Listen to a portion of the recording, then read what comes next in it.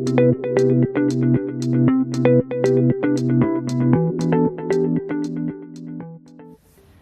to the Scout Reach podcast. I'm Shelly Hamill, editor and owner of the Scout Guide Aspen, and this is a conversation about the people shaping our valley. Each episode, I sit down with the founders, creatives, and business owners who are building something meaningful here in Aspen. The ideas behind the storefronts, the stories behind the brands, and the decisions that don't make it onto the page. Scout Reach isn't about promotion. It's about perspective, community, and what it really takes to build a business in a place as dynamic as this one. If you care about craft, connections, and the businesses that define where we live, you're in the right place. Let's begin. So Blake, thank you so much for being part of the podcast. Thank you for being part of the Scout Reach and Scout Guide. You've been in the Scout Guide a few times, I believe, with Amy and Aaron as editors. That's right. And one time with me, and now a second time that's coming out in our next volume, in volume 13. So. I like to think we're early adopters. And, you are. Early, but we're on volume 13. Sure. Yeah, so thank you for being a part of the Scout Guide. It means a lot to us as editors and owners, but it also means a lot to our community. So thank you for doing that. Yeah, of course, we love it. So that's great. Yeah. So I'd like to start out the podcast with visiting a little bit about how each of us met, whoever I'm interviewing. So as I recall, I want to go back to, we go back a long time. We go back like 15 years, as long as I've lived here, because we were neighbors. That's right. On Cemetery Lane. So, and our kids grew up together. Yes. And so when it came time for me to sell our house, there was no one else I was going to work with, obviously. But you had been in property management before that, before you'd become a real estate agent. And if I recall, and I might not be right about my stats here, but I think our house was the first one that you sold as a real estate agent, or was it not? Well, first of all, let me say is I never take those kind of comments for granted as, oh, you're the only person. Let's be honest, there are 850 brokers in our community, and I never take those things for granted. So I do appreciate that. I wouldn't say it was the first, but it was fairly early in my real estate career. And the cool thing for me is living down the street gave me and still gives me a real advantage. This is my community and this is my neighborhood, right? Raised kids here, I know all the neighbors. I can, kind of go down the street and tell you about each different house and property. And that was special. It was. Well, it meant a lot to me because it was an emotional sale for me, and it meant a lot to have both your support and Rafi's support, and it meant a lot to have the two of you working on my side, working for me, and that felt really important. So. Yeah, and what gets lost sometimes in Aspen in our real estate transactions is the personal side of it, because a lot of them are big numbers and very sophisticated buyers and sellers, but there's still people behind those things, and it's easy sometimes to lose sight of that. A lot of times they're not full-time residents, investment property, so you don't necessarily have the personal story. But for you guys, it was,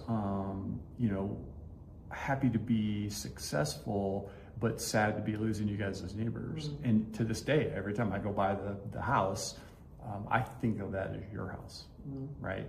So, yeah. That's sweet. Well, you did end up moving just down the street, as you recall. We ended up renting down the street. And the funny thing is, people who might be listening from a different part of the country, so we have this fun thing that happens in June every year. The seniors in the high school do a volunteer day, or they're raising money for their project graduation. And so I hired 6 seniors, my son being one of them that year.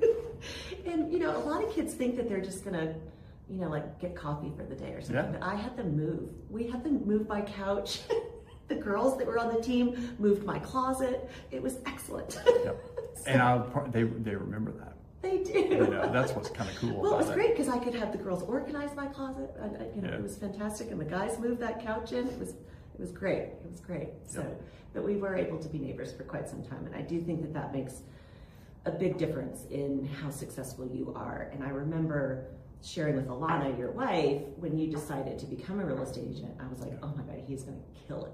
He is just going to kill it. Yeah. And I think that where that comes from is that humility and your placement in the community for sure. Like Yeah, you well, thank definitely you. have I appreciate that. a reputation here as Yeah. an upstanding guy, and you've partnered with Hudson. Tell me a little bit about that. So Hudson, is it Smith or Smythe? It's Smythe. Smythe. Okay, actually. Yeah. that's how it's spelled. Okay. Little unknown fact, or largely unknown, is his uncle Art Smythe is the police chief of Snowmass Village for, probably 35 years. Okay. And has retired, but that's So he's been here a while too, then. Hudson not as much. No, he married into the community in a good way. Hudson and I have very complementary skills, which has made it really good for us. He's younger. He's in a different phase of life. I'm an empty nester. Hudson has 3 young kids, and he came from a commercial real estate background in the Bay Area.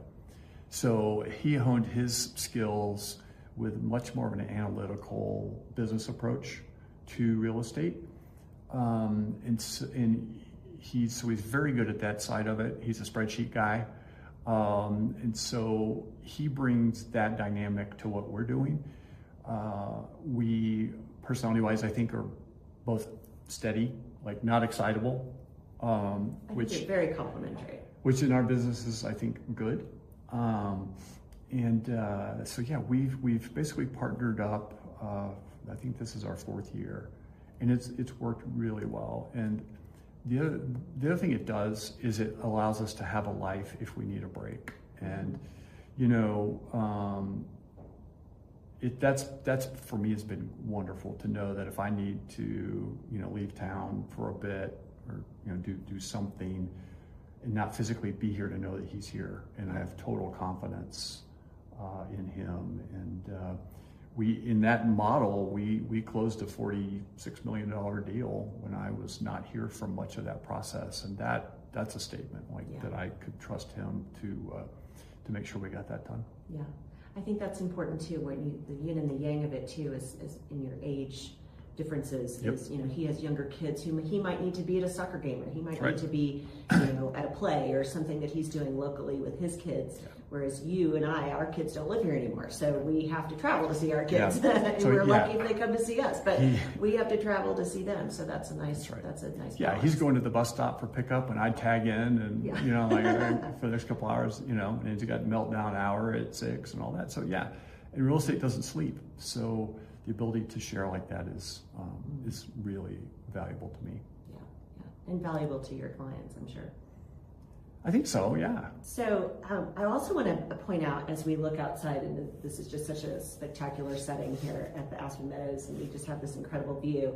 You also helped out you wrote us a blog post for the Scout Guide about cycling in the Valley. You're a big cyclist. Yep. So how has that, how did you get into that? I have some fun stories I remember about when you were dating Alana and your bikes and things like that, which were sort of funny, but I'll let you tell it. But also, how did you get into that? How does that inform your relationship to the Valley in a different way than your contribution as a real estate agent? It's a great question, and I had fun writing that post.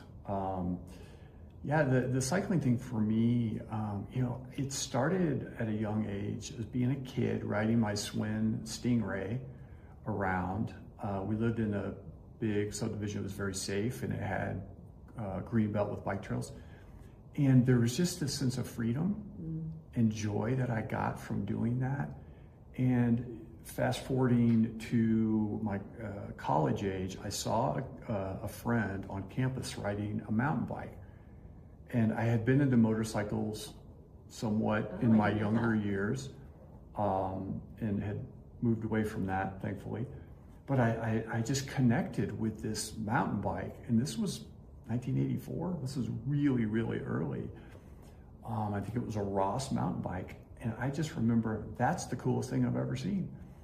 So when I graduated from college, I went and bought a mountain bike. No idea about what I was doing. But it just became something that I really got great pleasure from. Being outside, under your own power. And then moving here, obviously, if you wanted a mountain bike not many places better. Mm-hmm. So I got into it here, and I worked for a guy who encouraged me to, get out during the workday, take a break. And so I learned to sort of embrace the pain of when you live here, you either go up or you go down. So you might as well learn to love that. So a big part of it for me is just that physical challenge. And then the second piece for me that is so healthy is living here. Within 15 minutes or so, you can be in wilderness and be by yourself in nature. And I have come to find my best processing time and my mental health time is being on a bike somewhere on a single track where I feel like I'm at my best in terms of it gives me time to think. And I invariably will come home, get off the bike, and I'll have a list of things on, I use my fingers to remember, like I had that, and that I want to sit down and make sure that I capture, whether it's a task, an idea, a business thought, what a person, whatever it is. And so I'm a huge proponent of that being under your own power and doing so in the wilderness. And, our kids have learned that. And I think that's a tool for a healthy adult, and so that's, it's been a big part of my life. Yeah. And I want to point out something you said, that you had a boss who you were working for that really encouraged you. Yep. I do think that that's a big part of our quality of life here, is that we do have that sort of balance where it's understood and almost expected for us to, whether we go up for a run in the middle of the day on the ski hill, or whether we get out on a bike, or whether we get out for a hike, that that is part of the mind, body, and spirit about living here. That's part of the culture here. Yeah, and I think not losing that balance, and because it is easy to get caught up in what it takes to be successful here, and it takes a lot, but not losing sight of you can take an hour and you can go. And that boss actually bought my first real mountain bike for me as a gift. Wow. Unbelievable. And it was very nice. Very expensive. I was blown away, but that was kind of what really got me into it, because when you have the right gear, it does make a difference. It does make a difference. Yeah. I actually have a new pair of skis that I was gifted a couple of years ago, and I haven't skied on them very much because they're a little out of my comfort zone. Right. But boy, they're spectacular. Yeah. They're so great. And I agree with you, like that ride equipment really makes a difference. Yep. So I also wanted to ask you, because of your bicycling, you were kind of getting into the time of year that, you really can bicycle 3 seasons out of the year here. I would argue all year round. Really? Okay. Yeah, I was an early adopter for the fat bikes. It's probably been 12, 15 years ago when they first kind of came out. So I have had a winter fat bike for probably 12 years. And where do you take that? Where do you go? I'm not a cyclist. So yeah. Well, what's amazing is you can still ride Smuggler, which is sort of the quintessential launch into the backcountry, and it's awful. It's a mile of climbing. It doesn't get any better in the winter. It's hard to walk it. But you can suffer through that in the winter. The most common ride on a fat bike in the winter is to the Bells. Okay. So you go park at T Lazy 7. And the Bells gets groomed by the T Lazy 7 snowmobile folks. Okay. And they do cross-country track. So it is rideable in the winter, and conditions are constantly changing. So when the snow is firm, it's like riding on dirt. Okay. And it could be super fast. It can also change. Like I've gotten up there and had it soften up and the way down be really sketchy because it got soft and punchy. But it's like slushy. Yeah, okay. Yeah, and so your bike kind of does its own thing, but it's amazing in the winter because it's so different than it's monochromatic. Our experience in the summer up there it's just beautiful. The winter is like an Ansel Adams, photo with just complete black and white. You'll see the occasional moose and generally not a lot of people. You'll have some snowmobile tours, but it's a fantastic workout. Like that. I've done it in the winter in 50 minutes, and I've done it in an hour and 45, depending on conditions, right? Right. But That's probably the best. Some people ride up the pass. I don't do that. And so you can kind of find places to, and for me, when it's cold, hour and a half is kind of max. I don't want to be out much longer than that. That makes sense. Yeah. Especially as you're coming down. Yep. I think, Yeah, there's a trick to dressing properly and carrying, a layer. The city of Aspen started cutting a fat bike track on the golf course to complement the cross-country trail. So a good beginner space, maybe? Yeah, again, it's so subject to the snow conditions, but they were trying to give us something to ride without poaching the cross-country track and upsetting the Nordic people. It is a delicate balance over there between the Nordic skiers, the dogs, the dogs, yes, and now the fat bikers. Yeah, I've been given the stink eye out there. Gosh. Yeah, but anyway, so I think it's year round. Which is your favorite season, do you think? Or what do you like about each season? 100% summer. My primary passion would be mountain biking, but we road bike because our mountain season is so short. So for me, July, August, where everything is generally open, that's my absolute favorite time of year. Yeah. And tell me about also you rode the Leadville 100. I have. Yeah. Yes. Tell us about that. I know. Look at your face. Well, real quick. I mean, I got into it kind of early on here when I was doing the race, the local series, and I figured out that I am not a 2-hour race kind of guy. Like, I am a diesel, not F1 or whatever. And the longer it was, the better I would feel. And so I kind of realized I have much more of a capacity for endurance kinds of things. And so that's how that came into play. And when I first did it, that it was still kind of a not super well known event. There was 500 people. Today it's probably 2,500, Wow, okay. Something like that. But I kind of got into that habit. So I did 4 years, I think back to back. And just came to the conclusion that I got what I got, and I'm never going to be a super competitive guy, but I love the challenge of, something like that. That's a 10-hour, 11-hour day.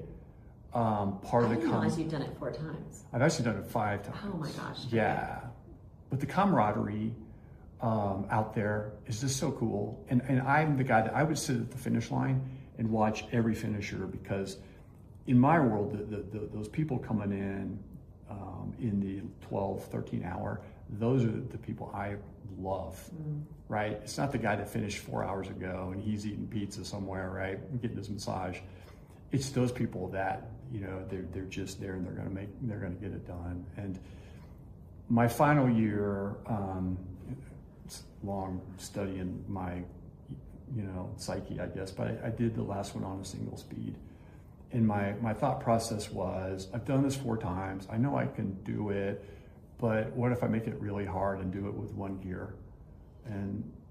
And ironically, I had the most fun that year because you kind of have what you have. I mean, you just ride, like you just, whatever. And I was able to finish, and that was good. I don't need to go back. Got it. Yes. Okay. So that career's put aside. Got it. So it's something that I think that is important, speaking to your relationship with the community, your longstanding history here, is something called off-market listings. Yep.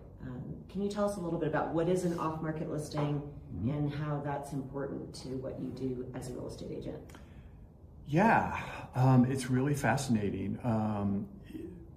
I'm going to guess most people don't know. There's been a lot of sort of turmoil and angst in the real estate world over the past couple of years around, there was a class action lawsuit against the National Association of Realtors, claiming that there was this collusion and that commissions were fixed and just all this, a lot of conversation and lawsuits about how brokers do what they do, how compensation is structured, the MLS listing information, and all this. And I think the general public has no idea what that was all about. We just kind of look like we're all arguing. What has come from that is a lot of new rules and regulations for the MLSs, for brokers as well, in terms of what we can and can't do. And so I'm with Compass Real Estate. We're a national firm. We're not a franchise, so all the offices are owned by Compass Corporate. And Compass's big driving mantra has been, we believe that the customer has the right to decide how they want to market their house, not the MLS. And that's been there's been some legal battles about this whole thing, but just to simplify it down, what we have seen in the past probably year and a half, maybe 2 years, is there's been growth of homes being listed off the MLS. So we call them off-market listings. I see. Okay. Right? Okay. Which means that house, if you're on MLS or if you're on Zillow or any of those platforms, that house doesn't show up. It's being for sale. And the MLSs of the world push back because they feel like, we're losing business. So if I can ask a novice question. Yeah. So when you list a property on MLS, does Compass or do you have to pay a fee to be listed? So where is MLS getting their? So why would they be concerned about you not having a listing with them? MLSs are paid by the members, so Okay. we pay to be as a part member. of it, Okay. a multiple Part of listing membership. service, right? And so what people probably don't know is the Zillow platforms, they're syndicating. They're pulling all their data from all the MLSs. That's where it originates in the local MLS, and you have MLSs all across the country. And they're different. They're not, right? They can be regional, they can be local. So that's really the focal point. Traditionally, brokers, you put your listing in the MLS, it gets blasted out, and that's how people find things. And with the growth of Zillow, a lot of consumers go there. Don't have to go to an agent now. I can go to Zillow and shop, right? So that's kind of the way the off-market thing has really become more commonplace. As Compass is really driving, we feel like our clients should have the right to decide, do I want to be on MLS or not? And so you would say, well, why would you do that? I was going to ask, what are Right. the pros Why and would you cons? not want to be on MLS, right? It's really fascinating. I personally have had some success stories around this. There are multiple reasons why. One of the more obvious things is once you're on the MLS, you can't control where that information goes, right? So your photos or your videos, documentation about ownership, square footage, just all the things that we use, right? Once that goes on there, it goes out, right? Now, if you are truly ready for that and you want to cast as wide net as possible, sure, that totally makes sense. In our market, a lot of times we want to be more thoughtful about our marketing, right? We're in a luxury market. There's something to be said for exclusivity in our market, and for me, in the higher end of the world, those buyers want something that not everybody else knows about. Right. So suddenly there's this sort of cachet around this listing. I'd also think maybe what came to mind is maybe some privacy. Yep. There's some people here that may not want others 100%. to know that information about their square footage and their floor plan Right. and that kind of thing. It's public record, but you have to go look for it in the right places. So yeah, in fact, I have a current client that we listed off market because she did not want to deal with a bunch of people tromping through her house, showings, looky-loos, open houses. She just did not want that. partially for privacy and partially because I don't want a bunch of people streaming through my house. Well, there's that, but also you may not want your neighbors, it becomes public record, I think, once the sale goes through, but otherwise you may not want that information about what you're selling, what the price is, you may not want everyone in the community to know that, given that it's a small community, especially. That's right. And so it's that optionality, right, that I want to be able to tell my clients, and in this case, it was very important to her. I'm like, right, we don't have to. So then what happens is you also get to test your listing. So in this case, we talked about price, very unique house, a property that when you tell people, they're like, oh, I know that house. I love, it's like one of those, or everyone knows. And so when we were talking about value, when we go off market, we're allowed to test our pricing strategy because we put it out as an off-market listing, and we can talk about kind of how that works, but then you get feedback where people will be, that's overpriced, or that's perfect, or you could probably get more, and all that happens without being seen, and you're not accruing days on market. So a lot of times, and you may remember this with your home, people look at days on market and they use that as a weapon. It is. It's considered a negative thing if it's been on the market for a fair amount of time. It's stale. It's languishing. There's something wrong with it, right?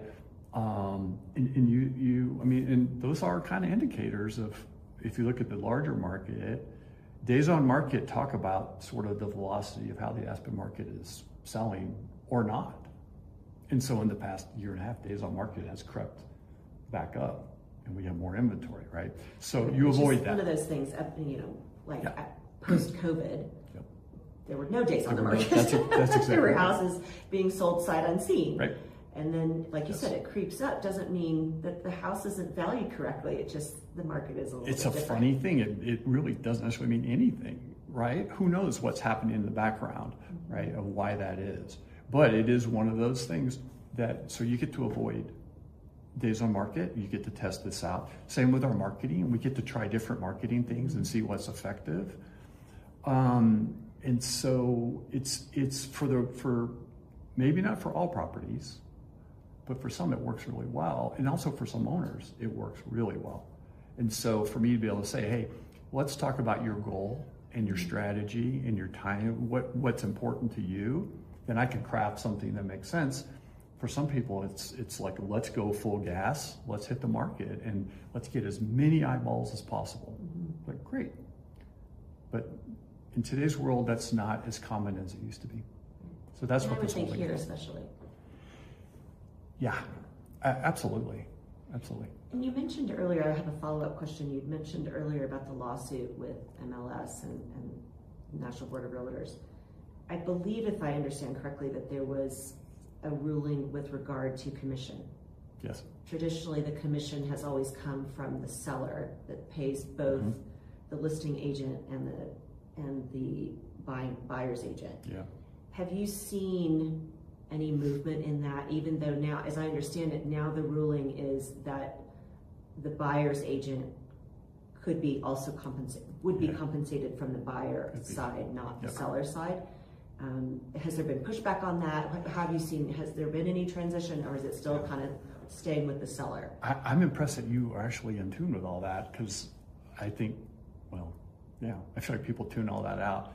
That was the crux of it, and it's the National Association of Realtors, NAR, and I believe they settled, if I remember correctly. But so the whole issue was they were claiming that we all colluded to have set commission rates. The truth was, and has been, commission has always been negotiable. So that was kind of what was hard for me to watch. But it's not like it's not set at 3% and 3%. I think my understanding was that it was sort of a customary number. Yeah, absolutely. Yeah, and customary that the seller pays that, and for sure. But it was never legislated or documented that that's had to be what it was. So this has opened up the whole conversation, which for me is like, it's always been negotiable. So what has happened now is sellers know they don't have to pay both sides if they don't want to. They didn't before either, but now it's been very public. And that the buyers may end up paying their broker. So it's all part of the negotiating and the contract of who's doing what. In terms of change, I would say it's probably put a little bit of downward pressure on total commissions. As a percentage? Yes. Down. Yeah, I think there's been more negotiating now because the consumer is aware I can negotiate that. And so I would say that probably is the case. I don't have data to support that. The other thing that I see is that if the buyer, comes in and, let me reposition that. If the buyer is asked to pay the commission for their own broker, they'll adjust their offer price to compensate for what's going to come out of their pocket. Mm-hmm. Kind of makes sense, right? It does. I guess the other side of that too is my understanding was that there's been some pushback, and that if your property is listed and it states that the buyer is responsible for the buyer's commission to the buyer's agent, that they just won't, the agent won't show your property as the seller, I should say. I don't know if that makes sense. Yeah, I would hope that's not the case, but I guess it wouldn't surprise me that could be. And look, I mean, in my mind, the frustration here is that I think we haven't done a good job of explaining our value proposition. Mm. I'm afraid what you see is, I just sold a $12 million house, which means I just made X amount of dollars. And annually, I closed X amount this year, right? Well, I'll do the math. Oh, you made, mm-hmm. right? I feel like, we don't do a good job of really that value proposition. Let me tell you why it's right. worth right. what we do, and to see how the sausage is made, mm-hmm. because it's not, I'm gonna go throw the sign in the yard and I'm gonna wait for the offers to roll in, that's mm-hmm. just not the way it really works. And when I see that, I see agents who report annually on what they've sold, the amount of the volume. Mm-hmm. I view that as a trust factor. Like, this number awesome. Of people from the sellers and the buyers trusted this agent with these types of transactions with this kind of money. Yeah. That to me translates as trust. That's encouraging. But maybe that's not the impression. Maybe I guess you can take a different stance on it, but. Well, it's because I'm inside. I look at it, inside out, and you're right. Like, those people are successful, and I don't take that away from them at all. I just think we as professionals need to be more thoughtful about making sure that our clients understand what we do and how we do it, and why the numbers are what they are, right? I think it can be complicated to convey because mm-hmm. you are so talented at it. It comes so easily to you, and you make it look really good. Mm-hmm. So I think it would be hard if someone didn't understand. It would be hard for them to really understand how, what you put into it and the experience that you bring to it. Yeah, I mean, that's fair, and I don't feel like my job is to, my job is to take care of it, not to, get into every detail and minutia about what we're doing and what's next and all that. Some people want more of that than others, but yeah, I mean, you touched on it. My job is to be the trusted advisor, to do the best thing for them and to have the best outcome for them, and at the end of the day, for them to be thrilled at the way it went, right? That's really the job. Right, and the referral at that point becomes the highest compliment. Yeah, and there's a tremendous amount of trust in these transactions. It's pretty amazing. Yeah, that's awesome. How would someone find, so if these off-market properties are not listed on the MLS, maybe they're not working with an agent, maybe someone is visiting town for the first time, yep. or the 10th time, and they are like, okay, you know what, I really want to be here, or I really want a second home here, or I really want to have some sort of stake here in Aspen, yep. and they don't necessarily have an agent. how would they find these off-market listings? That's a great question.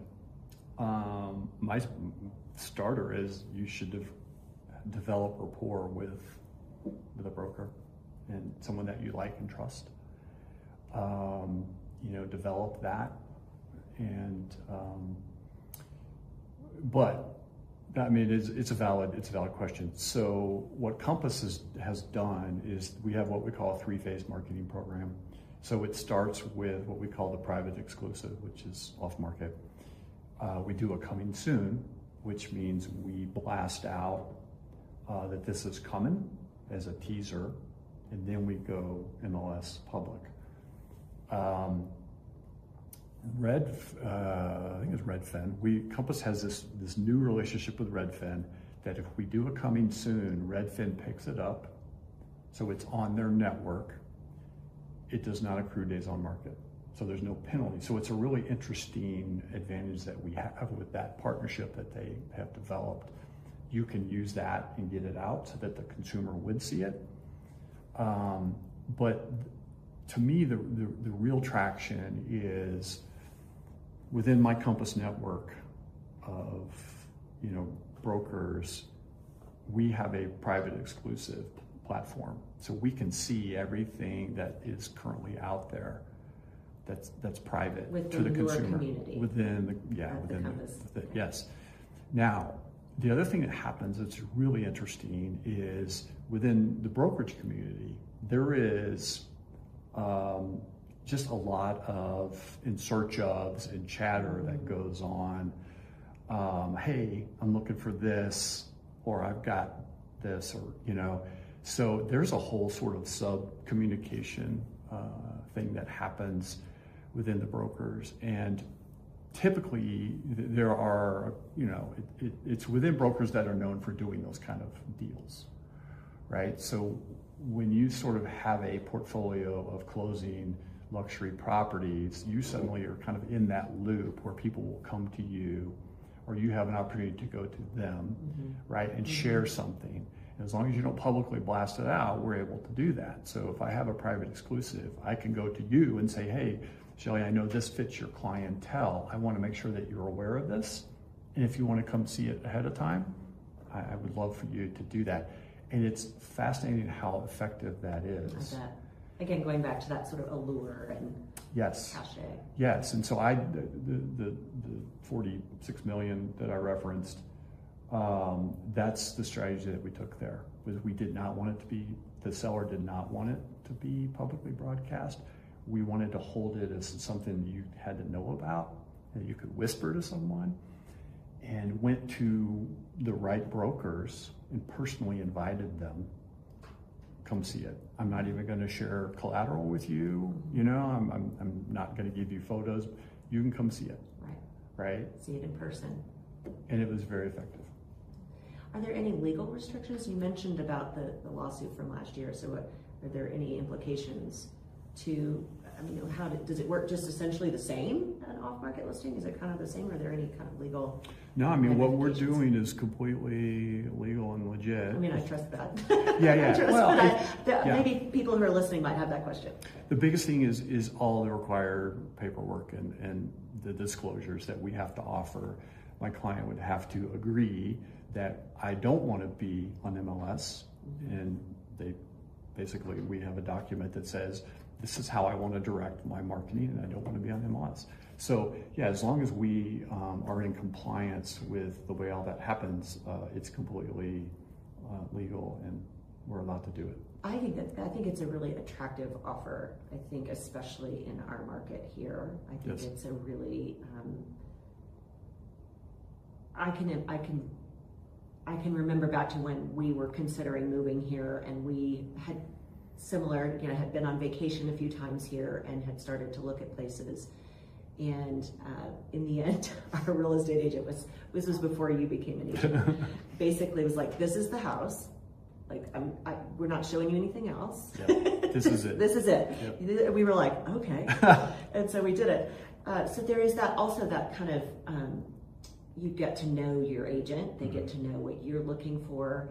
So I think this opportunity is a really big one for those people who are kind of maybe on the outskirts and they haven't decided yet, maybe they haven't pulled the trigger, but they know they want to be here, they want the right opportunity, even from an investment perspective, but also from a, does someone want to be in the school district? Do they, do they want to be able to walk in and out of town?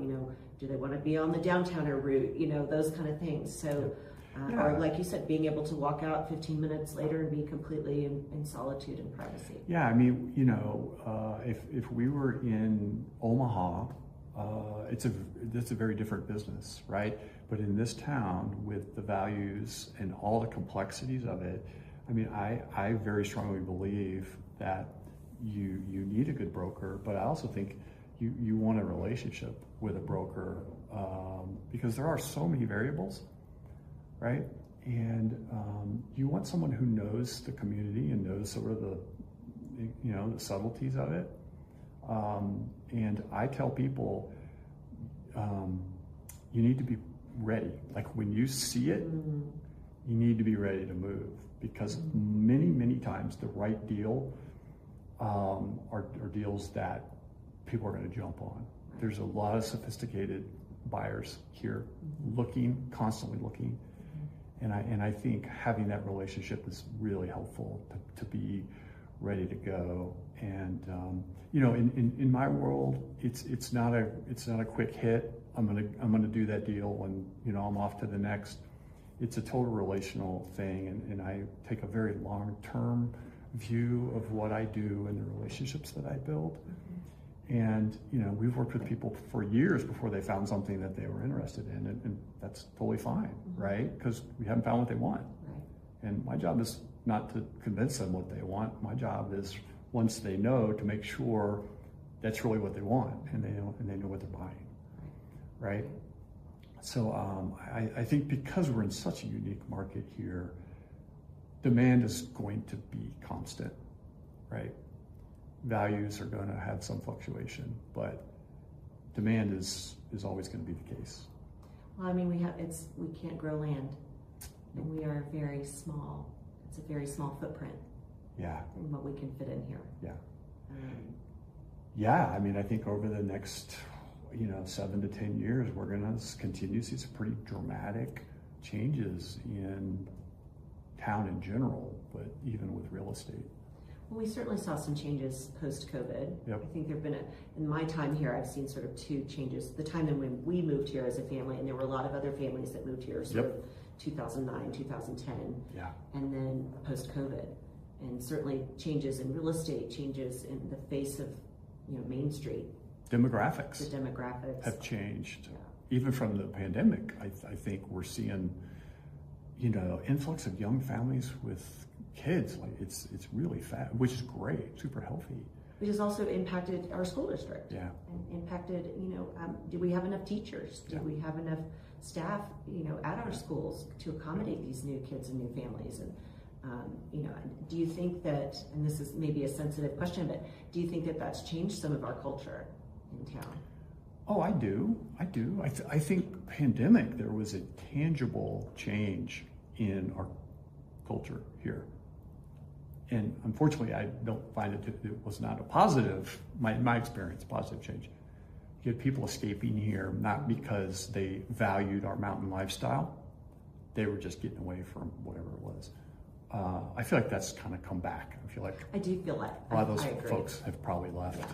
I remember in that year or two after, and families that had moved here who had vacationed here like we had, and wanted to be here full time post pandemic. And I remember them being like, "What do you mean the restaurants closed in the off season?" Yeah. They'd never been here with it. They're like, "What do you mean they're not open 365?" Yeah, the airport's closed in May. Right. I think. But again, it's because it's such an amazing place. I mean, it's an amazing community to live in, and you're gonna have that. The one thing that I've watched I've been here for 35 years, which is crazy to me, but I have watched one thing I know with real estate change, right?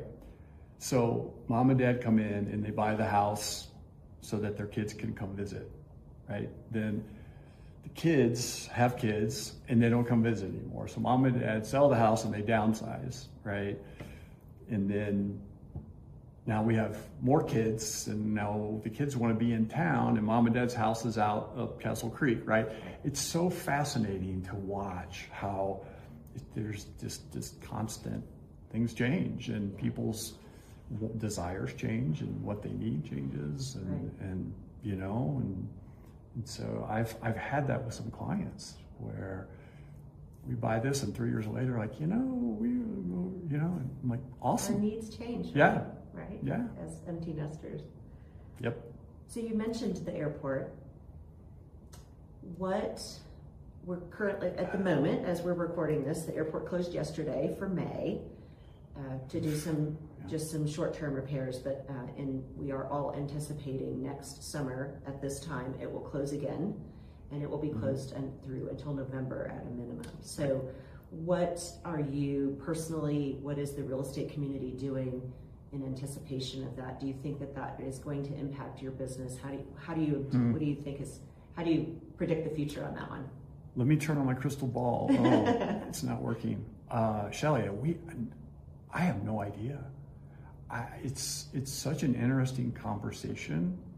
Anyone who claims to know, they're either super smart, or I can't even weigh in opinion because I do not know. I mean, part of the good news about summer is our summer visitors are different because they draw there's more people that drive to a destination than fly. So you have that. But I called a client of mine from West Texas. I said, hey, did you know the airport's closed? Kind of gave him the whole thing. He's like, nah, no idea. I'm like, well, okay. How does that affect your summer visit time here? He's like, man, I'm from West Texas. I drive 5 hours to do anything. He's like, it don't bother me at all. Right? So we lay our things over it, but I have no idea. Well, maybe I can ask it a different way. Maybe not in the actual closing, but part of the reason why, so maybe not in those physical months when it's actually, the construction is going to be happening. Okay. For people who don't know, the construction is going to be happening because we have the fleet of aircraft that fly in and out of Aspen are the oldest aircraft in operation in the United States. And the Aspen airport is the #1 most difficult airport to fly in and out of in the United States. We have one runway. You have to come in and go out. That's not on my brochure, by the way. Yeah, right. So, and I think a lot of people don't know that the land that the airport is built on actually sinks a little bit every year, which is why every May they have to close it and kind of, make some repairs. So in doing this, we will provide a longer runway, and we will be able to have larger aircraft. Newer aircraft is the most important part, but we will also be able to have larger aircraft. In that scenario, that means more people will be coming here because we will have more seats on more planes, larger planes to put them on. So when you said earlier that you felt like that things are going to change a lot in the next 7 to 10 years, we will now be providing a greater opportunity for people to fly in and out of here. And when that airport works, it's like a private, even when you're flying commercial. It's amazing. So it's 15 minutes for us to get to. It's so easy for those of us who live in town. And but it doesn't take much to upset the apple cart. I will say, I used to work at the airport, so it doesn't take much to upset the apple cart. But I do think that in the long run, we will have great benefit from having this improved resources. It's sort of it will be an interesting time. I feel like we're at a pivotal time in terms of the future of our community. The one thing that I offer that I feel pretty strongly about is our economy has shifted to a second homeowner driven economy. We're not a tourist economy. We're not a ski economy. It's development, and largely, and this is my opinion without a study, second homeowners drive what happens in this valley. It starts here, but it trickles down. And I have often said that my leading economic indicator for Aspen is the number of planes parked at the private airport, okay? And you know what I'm talking about. You'll go by, there'll be 50 enormous planes sitting there. That's our economy, okay? So having larger planes, having more people, I feel like that's more of the tourist rental, kind of that group. We have priced most people out of real estate, home ownership, right, with where we are today. Those numbers are not going to go down significantly. They may, a little bit. But you're not going to see the ability to buy a single family home in the West End over here for $10 million. I think those days are past. So what happens with that increase in that division of wealth is it just continues to get bigger and bigger. And so that's why it's hard to answer that question. Will we have more people? Yeah. More tourism? Probably. But at the end of the day, like if you go to eat out today, the cost of meals I've had people say, we're not coming because we can't go out and eat, it's too expensive, right? So those are warning signs to me. The crowd that flies in on the private jet, that doesn't bother them. They are happy to spend that money here because they love the place, right? So it's how do we adjust to that with workforce? Where do those people live? How do you find, the people that need to do the work and where are they coming from? And so with the airport, to me, this is the interesting thing about the next summer's closure and the economy. If that group of people cannot land here, what are they going to do? They're going to go to Rifle. Well, and I've had experience with this, yes. But right now what happens is if they land at Rifle, it's because they got diverted, not because they chose. It's not a positive experience. Right? It's an hour and a half plus or minus. Right. With some of them, they're probably fine with that. But, and I guess my expectation is if they're going to be here for a period of time, that's fine. I'm okay with that. But if the guys that come and go, or the families that come and go, like it's a station wagon, where do they go? Right. Do they come here? Maybe not. Well, I think that there are a couple things. I think it's important what you said about the gentleman from West Texas who was not aware. I think there's an awareness issue, I think. 100%. That if people can know ahead of time and make plans, then they're okay with it. And shout out to our friends at Brio Limo who are going to be in Volume 13. They're anticipating being able to move people between Rifle and Eagle and Grand Junction here. I would buy stock in Brio today. Yes. That's probably a good move. Probably a good idea, yeah. So I think that getting that information out is going to be really valuable. Yep. I do also know that even now, before our airport closes, because there are those times when we have 50 planes, there's nowhere for a private plane to park.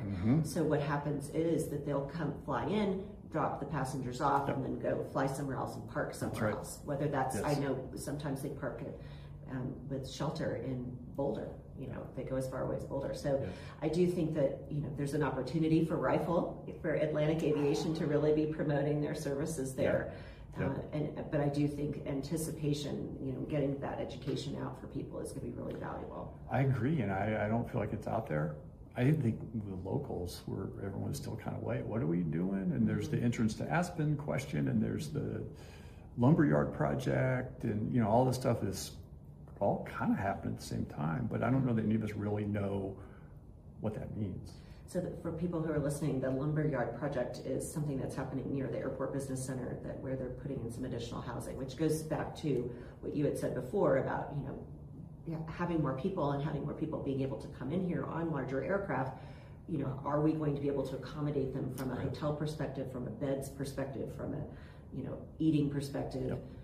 Which is sort of an interesting dynamic, given that we have had some more economical restaurants close recently, from Muchola, La Hosteria, a favorite. We had last summer, we had 2 restaurants that closed that one had just opened. So I find that sort of dynamic interesting too. We have people who are spending $1,000 a night in a hotel room but they don't really want tacos, especially. And I'm sorry to our friends at Las Montañas. I know they figured it out. They're selling a lot of tacos over there. But it's sort of this, interesting dynamic, right. Where there are people, like you say, who are willing to pay whatever for their meals. Yeah. And so are we going to, when we have more people being able to come in on these larger aircraft, where are we going to put them? And we have some short-term rental restrictions. So yeah, I think the lodging thing is probably okay. I feel like we've got lodging capacity, and then it will shift to rentals, right? And so you'll see, which is all, I think that's all healthy. So I think we have that capacity. I think it moves towards other things, which is cost of living and, just the cost of being here. Like a family of 4 to go ski. I mean, fortunately, I don't have to pay that anymore, but those numbers are, they're big numbers. They're big numbers. Yeah, I remember that from being a tourist here. Yeah, and so when do people push back? Is there a point where people push back? I lost a client. He was circling in his private jet in the winter and couldn't land like an hour plus.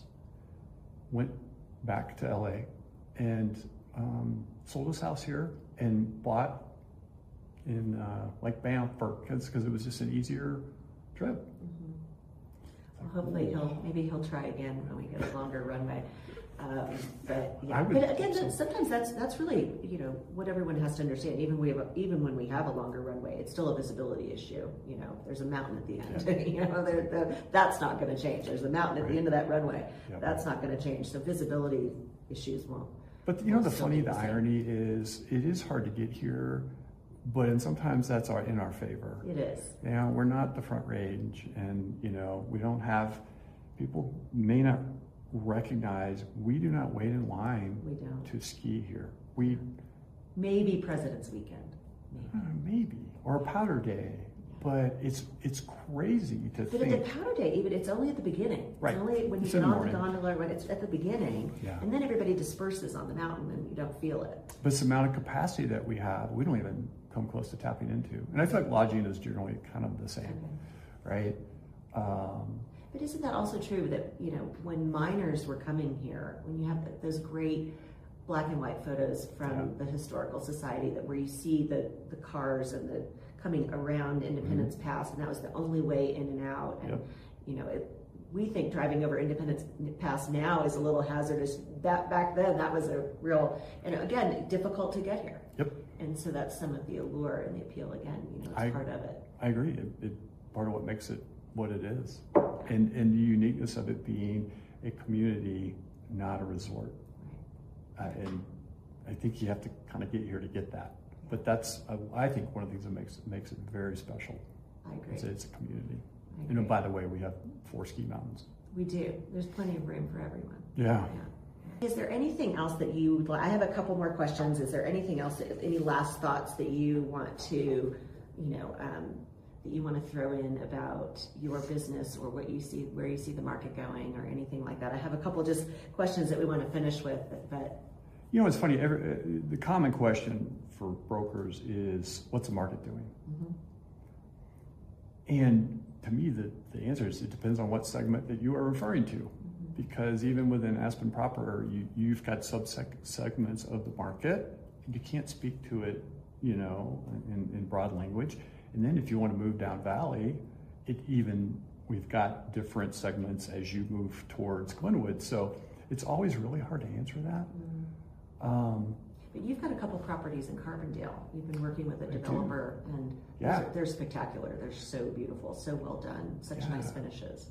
We have beautiful, brand new builds in a golf course community. Yeah, and that's kind of where what we're seeing is people cashing out of Aspen and moving and discovering the life in the Mid-Valley is actually really good. And there's an extra month of summer on either side of warmer weather, golf and all that. And it's been really an interesting trend, and I can sell here, go down there and buy a nice home and put money in my pocket. So there's been a lot of that going I think also I want to point out just something else about you that I really appreciate is that, we've talked about a $46 million property, but I also feel 100% confident I can send you a client who's looking for $1 million condo, and you would give them just as much attention and just as much, honestly, we helped a young couple buy their first house, and it was so much fun and so rewarding because they were so excited, right? I mean, that's the stuff that's really fun is to see the connection between what I'm doing is not necessarily just a transaction, right? And for me, that's really the drive. It's a relational thing for me, which is kind of what I've been doing for my 35 years here. Is I've been in businesses that have been about sort of relational service for people, and that's what I enjoy, and so that's why for me, that's just my grid for life is how do I best serve people in context of our relationship. So I also want to brag on you about when you use the word service. As we talked about earlier, that there are some agents who will tell you how much property they had under contract or sold, and in a year's time, you put value on your year based on how much you were able to donate to various charities. And so you must be talking to my wife. Yeah. That you put your year of success based on how much you're able to give back to your community, and I think that's really valuable. Absolutely. So people should know that when they're working with you, that goes back to our community. Yeah, and what that means is we take a percentage of everything that we make and we put it into an account that is designated to give to things as they come up. And that is so much fun. One of the most enjoyable things that for me, when I close a deal, one of the things I enjoy most, number one is saying that it's done, because I'm a task-oriented, check that box. But it's moving that money into that account. I love that, right?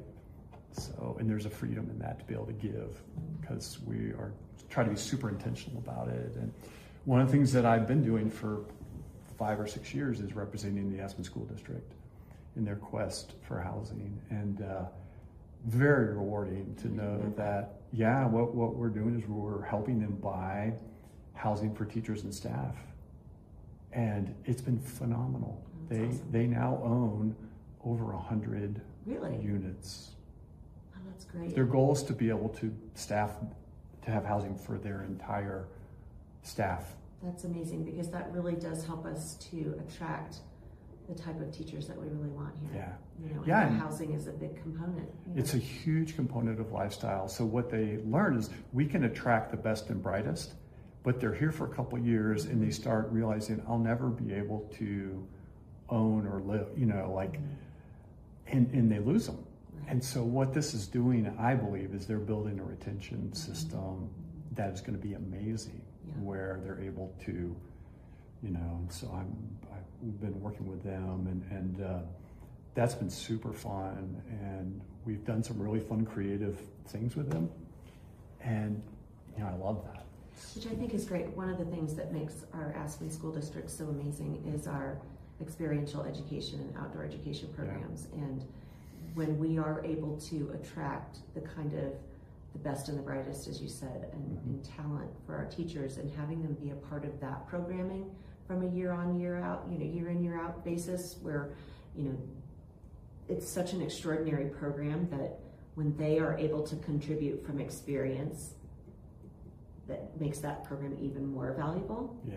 And I think all of our kids, certainly all of the kids that I know who went to school here, that is just a really, really, that's a feather in our cap. Well, you and I are beneficiaries of an amazing public education, by the way, that our kids have gone through. My kids started in kindergarten and got a really good education and have left here, and they have thrived.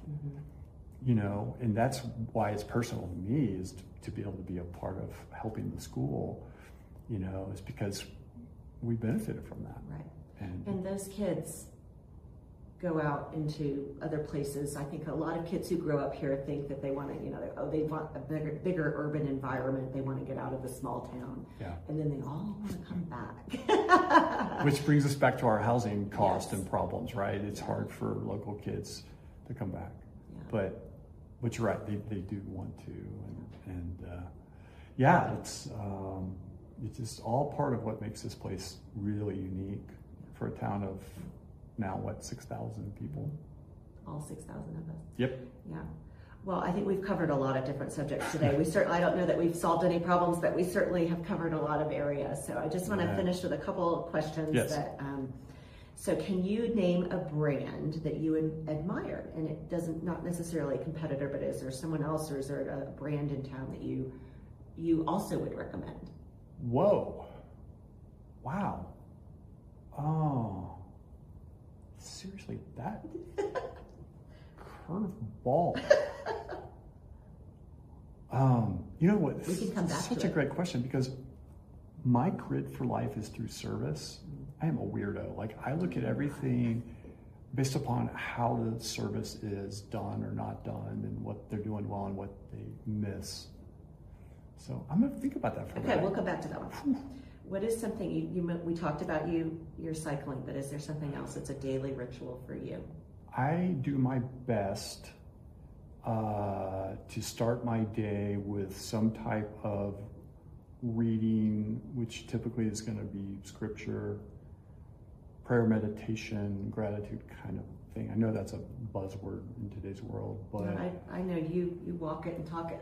I feel like it's very important for me to be at my best, to keep grounded in those things and what really matters. Because in my world with stressful things and all the stuff that we deal with, it's really easy to get derailed. So that's very important for me. Can you share a lesson that you've learned the hard way? I think humility, it's so easy to experience some success, and it doesn't really matter what it is. And then in the next moment, do something really stupid and prideful and be like, what was that? And I mean, it's a regular occurrence, and just having to stop and be like, yeah, where's the humility in that? In business, I've often said to my employees that you spend 35 years building your reputation, and you can burn it in 30 seconds, right? So, I think it's just having that check that don't get a big head, right? And if someone was moving here and they wanted to start a business, what is a piece of advice you would give them? You know what I love is there is so much opportunity in this town. It doesn't matter what you want to do. If you will show up, if you'll do it really well, and simply do what you say you do, be your word, you will be successful. And I mean that, and it's very much of a service economy, and I feel like the opportunities are, you figure out something that you have a heartbeat for doing, and do it and commit to it. When I started, I worked another job and did whatever I had to do till I had enough to actually make it my full-time job. But are we not a town full of people that have multiple jobs? It's kind of what it takes here to get your stake in the ground, right? So I believe do what you love and the money will follow. I think we'll finish right there. Okay. All right, thanks, Blake. Awesome. Thank you so much. Really appreciate you coming to the Scout Reach podcast, and thank you again for being in the Scout Guide. It's my pleasure. It's always good hanging out. Okay, great. Cheers. Thank you. Thank you for spending time with us on the Scout Reach podcast. Conversations like this remind us that the businesses shaping Aspen aren't just brands. They're people, stories, and decisions made over years, not seasons.